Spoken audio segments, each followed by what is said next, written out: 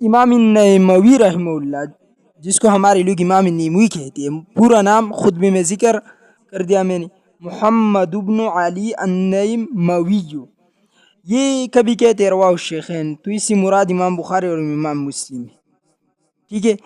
دوسرے نمبر پر یہ کہتے ہیں رواہ الثلاثہ، تو اس سے مراد ابو داود، ترمذی اور نسائی ہے۔ کبھی کہتے ہیں رواہ الاربع، اس سے مراد کیا ہوگی؟ امام ابو داود کی کتاب ابو داود شریف، ترمذی شریف اور نسائی۔ نسائی اس کو نہیں کہنا، نساء عورت کو کہتے ہیں، لہٰذا یہ نسائی جگہ کی طرف اس کی نسبت ہے، اس سے مراد نسائی یہ جگہ ہے، اور ابن ماجہ مراد ہوگی۔ کتنے؟ ابو داود، ترمذی، نسائی، ابن ماجہ، یہ رواہ الاربعہ اس سے مراد ہوگی۔ جب کہیں گے رواہ الخمسہ تو اس سے مراد کیا ہوگی؟ ابو داود، ترمذی اور نسائی اور ابن ماجہ، اور اس کے ساتھ ساتھ امام احمد رحمۃ اللہ علیہ مراد ہوں گے۔ کبھی کہتے ہیں رواہ الستہ، اس سے مراد کیا ہوگی؟ یہ باقی ہم نے جو ذکر کیا، بخاری، مسلم، ابو داود، ترمذی، نسائی اور ابن ماجہ مراد ہوگی، یہ کتاب اس سے مراد ہوں گی۔ رواہ الجماعہ، جب جماعت ذکر کرے گی اس سے مراد صحاح ستہ کی مصنفین مراد ہوں گے اور امام احمد رحمہ اللہ مراد ہوں گے، تو یہ کچھ بات اس میں لازم ہے۔ کبھی کہتے وآخرون، اس سے مراد کتب ستہ کے علاوہ دیگر مصنفین مراد ہے، جتنی بھی ہے، دیکھو اس میں سنن دارمی بھی ہے، ابن حبان بھی ہے، طحاوی بھی ہے، دارقطنی بھی ہے۔ تو یہ امام نیموی رحمہ اللہ کی ذکر کرنے والی نسبتی ہے جو محدثین کی طرف کرتی ہے، اور باقی انشاءاللہ میں ذکر کروں گا باقی جگہوں میں جب آئیں گی۔ تو یہ اس کی لازمی احوال ہے جس سے جاننا بہت لازمی ہے، اس کا جاننا بہت لازمی ہے۔ کتاب الطہارت، کتاب الطہارت، تو دیکھو میں اس سے پہلے کچھ باتیں کروں گا۔ احکام کی دو قسمیں، عبادات، معاملات۔ عبادات کا تعلق کس سے؟ حقوق اللہ سے۔ معاملات کا تعلق جو ہے وہ حقوق العباد سے، اور یہ بات جاننا لازمی ہے کہ حقوق اللہ حقوق العباد پر مقدم ہے۔ پھر جب حقوق اللہ ہے تو عبادات ہے، عبادات میں سب سے مقدم کیا چیز ہے؟ نماز ہے۔ نماز کے لیے طہارت شرط ہے، اس لیے علامہ نیموی رحمہ اللہ پہلی کتاب کس سے شروع کرتے ہیں؟ کتاب الطہارت سے شروع کرتی ہے۔ یہ سب کتابوں میں یہ بات آئیں گی۔ کتاب الطہارت میں سب سے پہلے یہ احکام المیاہ ذکر کریں گی، کیونکہ پانی کے طہارت و نجاست کا مسئلہ فقہا کے درمیان معرکۃ الآراء مسائل میں سے، تو اس لیے اس نے ابواب المیاہ یہ بھی ذکر کیا پہلے۔ اور کتاب الطہارت کے ذکر کرنے کا مقصد آپ کو معلوم ہوگا کہ جتنے بھی فقہا، محدثین میں فقہاء کرام ہیں جس کا تعلق فقہ سے ہو، جیسا کہ سنن ابی داود کے مصنف، تو بھی جاتی ہے اور یہ شروع کس سے کرتی ہے؟ بس یہی سے شروع کرتی ہے، اسی کتاب الطہارت سے شروع کرتی ہے۔ البتہ احکام المیاہ یعنی پانی کے احکام ذکر کرنا، کیونکہ جب طہارت آتی ہے تو طہارت کا تعلق، طہارت کا زوال کس چیز سے ہے؟ پانی سے ہے پہلی۔ جب پانی نہ ملی تو تیمم سے، تو یہ دوسری نمبر پر بھی تیمم لاتی ہے، تو اعتراض اس پر نہیں کرنا، ٹھیک ہے۔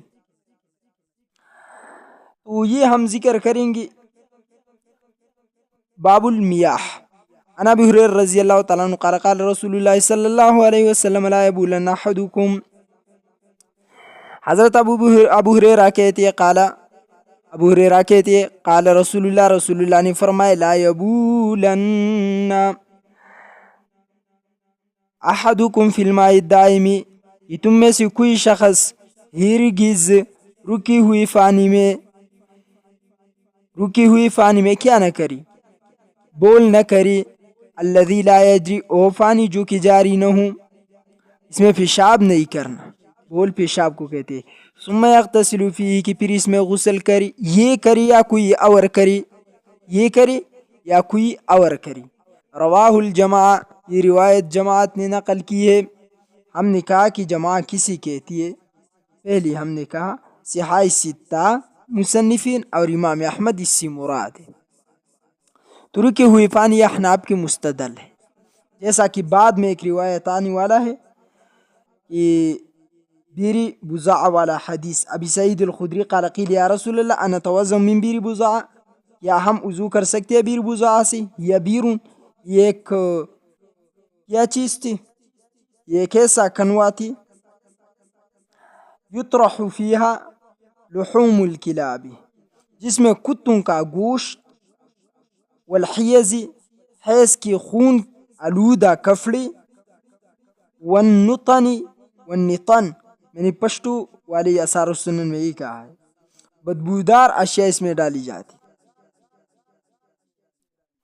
نتن بدبودار اشیاء۔ فقال رسول اللہ نے فرمایا الماء طہور لا ينجس شیء، پانی پاک ہے، اس کو کوئی بھی چیز نجس نہیں کرتا۔ رواہ ثلاثہ آخرون وصححہ احمد وحسنہ الترمذی وضعفہ ابن القطان۔ تو اس کے مقابلے میں ہم یہ حدیث پیش کرتے ہیں کہ ہمارے ساتھ یہ دلیل ہے۔ پھر اس بیر بضاعہ والا حدیث کی جوابات بھی ہم کرتی ہیں، کچھ جوابات سب سے پہلا یہ جواب کرتے ہیں ہمارے علماء کرام کہ دیکھو اسی بیخ، اس کنویں کی بیخ میں ایک اس کی نالی جاری تھی جو پانی جا رہی تھی، ادھر ادھر کہتی تھی، اس کے احوال میں ماحول میں اوپر والی طرف بھی نیچے والی طرف بھی ہر طرف اس کی کیا تھی، اس کی کہتی تھی تو اس کو پانی اس سے ملتی تھی، تو یہ جاری تھا، اور دوسرا اس میں کثرت سے پانی تھا، ہم یہ جوابات کرتے۔ لیکن پھر یہ کہتی ہے کہ دیکھو اگر لحوم الکلاب حیض نتن یہ کپڑی جو ہے رسول اللہ نے فرمایا کہ پیشاب نہ کرے، تو جب پیشاب سے منع کیا ہے ابو ہریرہ کی روایت میں، تو ان چیزوں کی اجازت کب ملتی تھی؟ ہم اس کے جواب میں یہ حدیث پیش کرتے ہیں جو ہم نے پڑھا، پہلے نمبر حدیث جو ہے، تو اس کو یاد کرنا، سمجھ میں آنا اس حدیث کو۔ وعن جابر رضی اللہ عنہ رسول اللہ صلی اللہ علیہ وسلم انہ نبہا، جابر کہتے ہیں رسول اللہ نے منع کر دیا ایوب علیہ کی پیشاب کری کوئی شخص بالماء الراکد، رکے ہوئے پانی میں پیشاب کرنے سے رسول اللہ نے منع کیا۔ رواہ مسلم، امام مسلم نے روایت نقل کی، یہ بھی ہمارا مستدل ہے احناف کی۔ وعن ابی ہریرہ رضی اللہ تعالیٰ عنہ، اور میں ایک بات کروں گا کہ آثار السنن ایک ایسا کتاب ہے جو احناف کے لیے گھروں میں اس کا درس کرنا یہ میں واجب سمجھتا ہوں، لیکن میرا وجوب کا کیا درجہ ہوں گے، لیکن یہ اچھا ہے کہ یہ ہر گھر میں اس کے دروس ہوں گے۔ ابی ہریرہ رضی اللہ تعالیٰ عنہ کہتے ہیں ان رسول اللہ علیہ السلام نے فرمایا قال اذا شرب الکلب فی اناء احدکم، جب شرب الکلب پانی فی کلب کتا، فی اناء احدکم کسی کے برتن میں، ایک شخص کی فی اناء برتن، احدکم تم میں سے ایک شخص کے برتن میں، فلیغسلہ 7 مرتبہ اس کو دھونا، باقی اس کی باب خود آئیں گی، اس میں تفصیل کروں گا۔ رواہ الشیخان، امام بخاری اور مسلم نے اس روایت کو نقل کیا ہے، لیکن یہاں اتنا بات لازمی ہے کہ رسول اللہ علیہ السلام نے جب یہ حکم فرمایا تو یہ وہ بیر بضاعہ والے حدیث پر بھی ہمارے ساتھ اس کا استدلال ہے۔ لحوم الکلاب اس میں آیا ہے کتوں کا گوشت، تو امام مالک جب استدلال کرتے اور امام شافعی کہ دیکھو کتوں کا گوشت اس بیر بضاعہ میں لوگ جاتے اور اس میں پھینکتے تھے، تو ہم اس کی جواب میں یہ حدیث پیش کرتے ہیں کہ کتوں کے گوشت سے تو رسول اللہ علیہ السلام نے اس کے جوٹے سے یا سے جس برتن میں وہ پھی، رسول اللہ نے اس کی دھونے کا حکم کیا ہے۔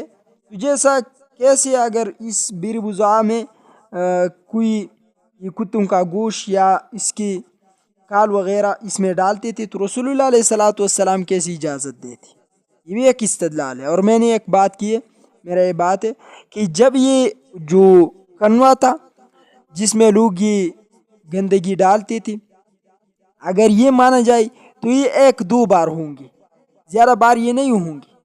کیوں زیادہ بار نہیں ہوں گے؟ دیکھو ہر قافلہ جو جا رہا ہے اور اس کی پیچھے پڑاؤ ڈالتا تھا بیر بضاعہ، اس حدیث میں یہ تفصیل کروں گا، تو ہر بار تو انہوں نے گندگی اس جگہ میں نہیں پھینکی، ہر دفعہ نہیں پھینکی، انشاءاللہ اس میں عرض کروں گا۔